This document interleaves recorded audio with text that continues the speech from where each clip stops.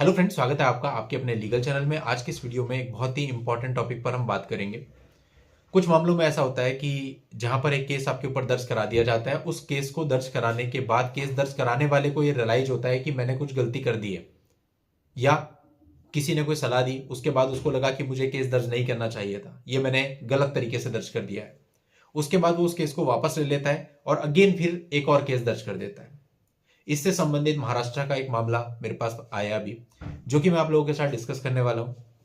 और इस मामले के आधार पर आपको पता चलेगा कि ऐसी कोई परिस्थिति आपके साथ हो जाती है तो इससे आपको लाभ कैसे उठाना है। देखिए, इस मामले में क्या था कि सबसे पहले लड़की ने एक डीवी एक्ट का केस फाइल किया। डीवी एक्ट के अंतर्गत 3 लोगों को पार्टी बनाया, पति और उसके माता पिता। अब इस केस का नोटिस भी हस्बैंड को सर्व हो गया। उसने अपनी तरफ से रिप्लाई, डिस्चार्ज जो बनाना था वो सब चीजें बना ली और इसको प्रोसीड कर रहा था, यानी कोर्ट में अपियर हो रहा था, सब कुछ कर रहा था। लेकिन मीनवाइल किसी ने वाइफ को यह सलाह दे दी कि भाई ये तो तुमने गलत डीवी का केस फाइल कर दिया। तुमने क्या किया, इसमें 3 ही लोगों को पार्टी बनाया, इसमें तो पूरे परिवार को, पूरे खानदान को पार्टी बना सकते थे। अब उसने क्या किया, इस केस को विड्रॉ कर लिया। अब इनिशियली तो हस्बैंड खुश होगा, उसे लगेगा यार खुद ही विड्रॉ कर लिया, ठीक है। लेकिन आफ्टर सम टाइम दूसरे प्लेस पे जाके फिर से सेम केस फाइल कर दिया डीवी एक्ट का। इस बार पार्टी में 6 लोग थे। 3 तो वही थे जो पहले केस में थे, उसके अलावा हस्बैंड के जो और फैमिली मेंबर्स थे जो वहां नहीं रहते थे, अदर कंट्रीज में रहते हैं, या जो उसके फ्रेंड्स थे, उन सब का भी नाम उसमें डाल दिया। अब यह आपके लिए फायदे की बात हुई या नुकसान की बात हुई, पहले तो ये समझेंगे। तो यह आपके लिए डेफिनेटली फायदे की बात हुई, क्योंकि अब अगर उसने नाम बढ़ाए हैं तो कहानी भी बढ़ाई होगी, कहानी में तब्दीली भी की होगी, क्योंकि उन लोगों को भी तब इन्वॉल्व करना है। तो अब सबसे पहले तो आप क्या करो, इस केस की पिटीशन ले लो और उस केस की पिटीशन ले लो और दोनों में डिफरेंसेज की एक लिस्ट बना लो। डेफिनेटली 101% डिफरेंसेज होंगे, वो डिफरेंसेज की एक लिस्ट बना लो। फिर जो पहले केस दर्ज कराया था उस केस की पिटीशन की एक सर्टिफाइड कॉपी ले लो, और एक जो उसने विड्रॉ किया है उस विड्रॉल एप्लीकेशन की एक सर्टिफाइड कॉपी ले लो, और जो फाइनली कोर्ट ने उसको डिस्पोज ऑफ किया है उसकी एक सर्टिफाइड कॉपी ले लो। अब जो ये नया वाला केस आया है, जब इसका नोटिस आपके पास आ जाएगा तब तक आप इसमें एक डिस्चार्ज पिटीशन बनाओ, जिसमें सब लोगों की तरफ से, जितने भी लोग हैं, 5 लोग हैं हस्बैंड को छोड़कर, उन पांचों की तरफ से कंबाइंड डिस्चार्ज पिटीशन बनाओ।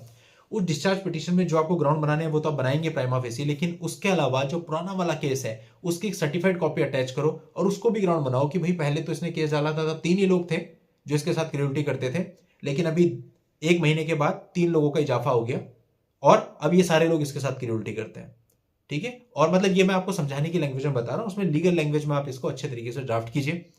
और ये बहुत बहुत बहुत इंपॉर्टेंट है आपके डिस्चार्ज के लिए। अगर आप डिस्चार्ज एप्लीकेशन लगाते हैं तो बहुत पॉसिबिलिटी है कि उसमें उन 3 लोगों के जो कि बाद में ऐड हुए हैं और जो आपके माता पिता उनके भी नाम हट जाए, क्योंकि प्राइमा फेसी पता चल रहा है कि उसने साजिशन, रंजिशन, ये सारा काम किया है, सोच समझ के, विधिक सलाह लेकर के दोबारा से केस फाइल किया है। तो दोस्तों, कभी भी अगर ऐसे एक केस विड्रॉ होता है और दूसरा केस फाइल होता है तो इसको आपको पॉजिटिवली लेना है, क्योंकि जब कभी भी दूसरा केस फाइल होता है तो उसके पीछे कुछ ना कुछ वजह होती है, और जो भी वजह होती है सबसे पहले आपको उसको फाइंड आउट करना है कि क्यों इसने ऐसा किया कि पहला केस विड्रॉ किया, दूसरा केस फाइल किया। जैसे कि इस केस में वजह क्या थी कि पहले उसने कम लोगों को इन्वॉल्व किया था, अब किसी की सलाह लेकर के उसने ज्यादा लोगों को इन्वॉल्व किया, तो ये आपके लिए डेफिनेटली फायदे का सौदा हो गया।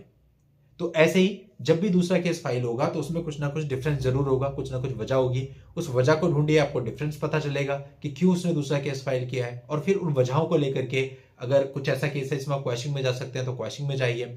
डिस्चार्ज फाइल कर सकते हैं, जैसे डीवी केस है, डिस्चार्ज फाइल कर सकते हैं तो उसमें जाइए। कहने का मतलब उसको उन्हीं आधारों पर खत्म कराने की कोशिश कीजिए। अब कहीं ना कहीं लड़की फंसेगी, डिस्चार्ज हो ना हो, लेकिन वो जो उसने पहले केस फाइल किया वहां कहानी अलग, और दूसरा केस फाइल किया वहां कहानी अलग, उससे डेफिनेटली उसका केस खराब होगा, और इस चीज का आपको पूरा पूरा फायदा उठाना है। बहुत से मामले 498 में भी ऐसे होते हैं, जहां पे पहले एक एफआईआर दर्ज करा दी जाती है, फिर उस पर एफआईआर लगा दी जाती है, फिर एक और एफआईआर दूसरे प्लेस पे जाके दर्ज करा दी जाती है। तो इन सब चीजों का आपको फायदा मिलता है, लेकिन आपके पास डॉक्यूमेंटेशन कंप्लीट होना चाहिए। उस केस में जब वो पहला एफआईआर उसने दर्ज करी, उस एफआईआर की कॉपी, जो उसने इनिशियली अपनी कंप्लेंट दी थी उसकी कॉपी, जो आपकी काउंसलिंग हुई होगी उन सब की आरटीआई से आपको सर्टिफाइड कॉपी निकालनी है। फिर उसके बाद पुलिस ने जो एफआईआर लगाई उसकी कॉपी, फिर उसने जो एफआईआर लगाने के लिए एप्लीकेशन दी उसकी कॉपी, ये सारा मटेरियल आप पहले आरटीआई से कलेक्ट कर लो। ऐसे भी बहुत मामले होते हैं जो बहुत सिंपल होते हैं, लेकिन एज अ डॉक्यूमेंटेशन वो लोग बहुत वीक होते हैं, कुछ भी पूछो कहते हैं है ही नहीं, याद याद उनके पास फोटो कॉपी होती है, उसकी कोई वैल्यू नहीं है। तो ये सारी चीजें आप या तो कोर्ट में हैं तो वहां से सर्टिफाइड कॉपी निकालो, और पुलिस स्टेशन में या किसी डिपार्टमेंट में है तो वहां आरटीआई लगा करके उसकी सर्टिफाइड कॉपी लो। ये सारा मटेरियल आपके पास होना बहुत जरूरी है, बल्कि एक एक की जगह दो दो कॉपीज आप इनकी रखो, क्योंकि दो दो तीन तीन केस चलते हैं, हर एक में एक लगानी पड़ सकती है। तो इस तरह से अगर आप डॉक्यूमेंट से मजबूत हैं तो आप इन चीजों को आसानी से डील कर लेंगे। चलिए दोस्तों, आज के इस वीडियो में इतना ही। नेक्स्ट वीडियो में नई जानकारी के साथ मैं आपसे फिर मिलता हूं। तब तक के लिए goodbye and thank you for watching. Take care.